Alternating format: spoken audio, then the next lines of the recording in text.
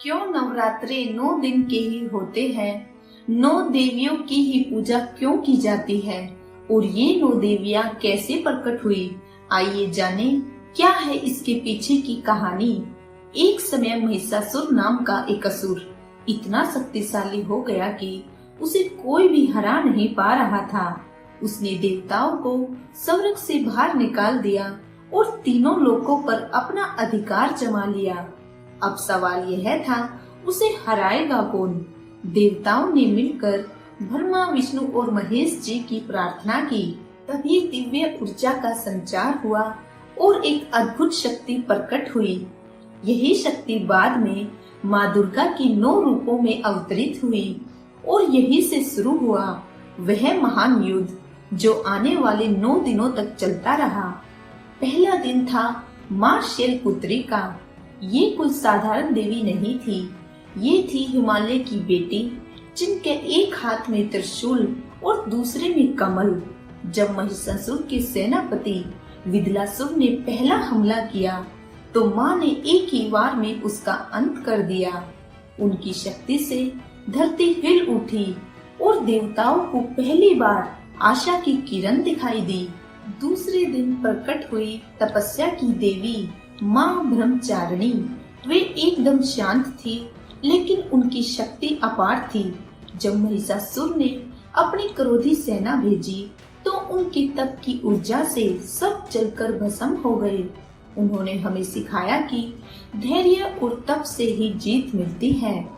तीसरे दिन माँ चंद्रघंटा ने अपना उग्र रूप धारण किया।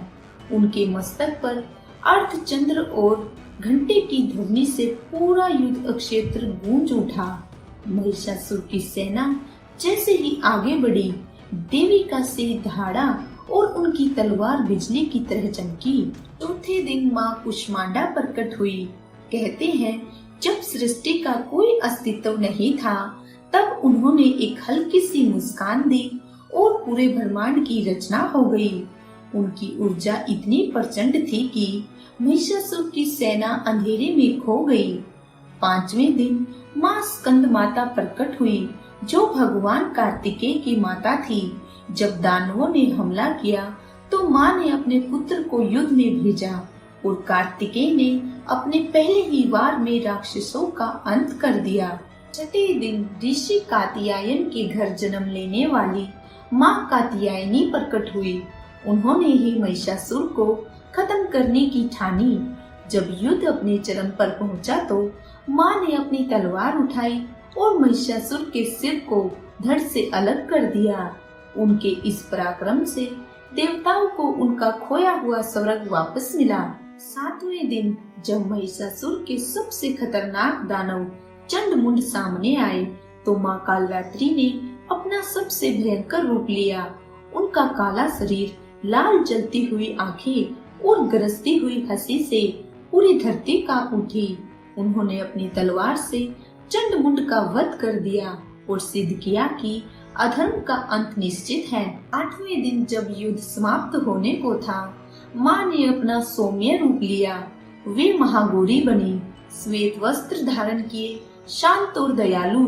उन्होंने अपनी शक्ति से पूरी युद्ध भूमि को शांत कर दिया और देवताओं को आशीर्वाद दिया। 9वें दिन जब महिषासुर पूरी तरह नष्ट हो चुका था, तब माँ सिद्धिदात्री प्रकट हुई। उन्होंने देवताओं को उनकी खोई हुई शक्तियाँ लौटा दी और संसार में संतुलन स्थापित किया। नवरात्रे हमें सिखाते हैं कि जब तक भक्ति, साहस और आत्म बल साथ है, तब तक कोई भी महिषासुर हमारे रास्ते का रोड़ा नहीं बन सकता। तो इस नवरात्रि केवल व्रत मत रखिए, बल्कि इन 9 देवियों की शक्तियों को अपने भीतर भी जगाइए।